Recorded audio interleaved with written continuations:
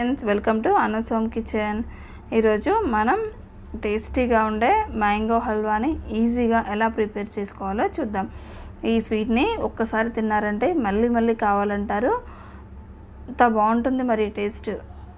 ఇంకా ఎందుకు ఆలస్యం, లేట్ చేయకుండా ఎలా తయారు చేసుకోవాలో కావలసిన పదార్థాలు ఏంటో చూద్దాం.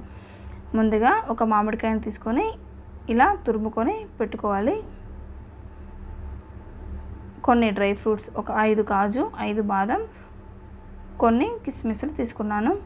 1/2 కప్ షుగర్. ఈ షుగర్ అనేది మీరు తీసుకున్న మామిడికాయ మీద డిపెండ్ అయి ఉంటుంది. అలానే 3 స్పూన్స్ నెయ్యిని కూడా తీసుకోవాలి. 1 స్పూన్ ఇలాచీ పౌడర్. ఇప్పుడు మనం మ్యాంగో హల్వాని ఎలా తయారు చేసుకోవాలో చూద్దాం. ముందుగా స్టవ్ పైన ఒక ప్యాన్ పెట్టుకొని దానిలో 2 స్పూన్స్ నెయ్యిని యాడ్ చేసుకోవాలి. మనకు స్వీట్స్ అంటేనే నెయ్యి, డ్రై ఫ్రూట్స్ అండి.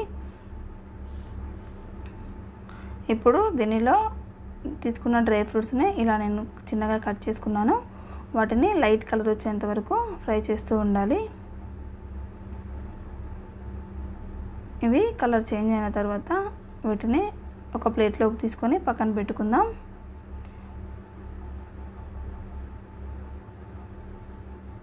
ఇలా పక్కన పెట్టుకున్న తర్వాత దానిలో 1 స్పూన్ నెయ్యిని యాడ్ చేసుకోవాలి. ఇప్పుడు దీనిలో తురుముకున్న మామిడిని యాడ్ చేసుకోవాలి. ఇదంతా దగ్గరగా అంటే ఒక ముద్దలాగా అవుతుంది, అంతవరకు ఇది కలుపుతూ ఉండాలి.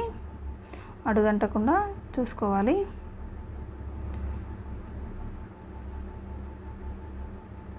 నేను తీసుకున్నది మరీ పండు మామిడికాయ కాదు, మరీ పచ్చిది కాదు, మీడియంలో తీసుకున్నాను. ఇప్పుడు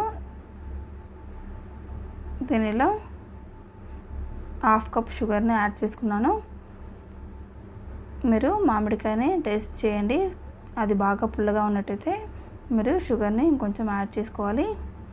మీరు తీసుకున్న దాన్ని బట్టి మీరు షుగర్ని తీసుకోవాలి. ఇప్పుడు ఇదంతా కలుపుతూ ఉండాలి. ఇప్పుడు దీనిలో 1 స్పూన్ ఇలాచీ పౌడర్ని యాడ్ చేసుకున్నాను. ఇదంతా మంచిగా కలుపుతూ ప్యాన్కి అంటకుండా సపరేట్ అవుతుంది, అంతవరకు దీన్ని కలుపుతూ ఉండాలి. చూసారా ఎంత షైనీగా కనిపిస్తుందో. టేస్ట్ అయితే చెప్తున్నాను ఫ్రెండ్స్, చాలా బాగుంటుంది. తప్పకుండా ట్రై చేయండి. మ్యాక్స్ ఒక 7 to 8 మినిట్స్ లోపల ఇది రెడీ అవుతుంది. ఇప్పుడు దీనిలో ఫ్రై చేసుకున్న డ్రై ఫ్రూట్స్ని కూడా యాడ్ చేసుకుందాం. ఇదంతా మరొకసారి మంచిగా మిక్స్ చేసుకొని ఈ స్వీట్ అంతా దగ్గరగా అవుతున్నంత వరకు దీన్ని కలుపుతూ ఉండాలి. తర్వాత దీన్ని ఒక ప్లేట్లోకి తీసుకుందాం. ఇది ఒక 5 మినిట్స్ పాటు చల్లారనివ్వాలి. ఒక 5 మినిట్స్ తర్వాత చల్లారిన తర్వాత దీన్ని సర్వింగ్ బౌల్లోకి తీసుకొని సర్వ్ చేసుకుందాం. అంతేనండి, ఎంతో టేస్టీగా ఉండే మామిడికాయ హల్వా రెడీ. మీకు ఈ వీడియో నచ్చినట్లయితే తప్పకుండా లైక్ చేయండి మరియు మీ ఫ్రెండ్స్తో షేర్ చేయండి.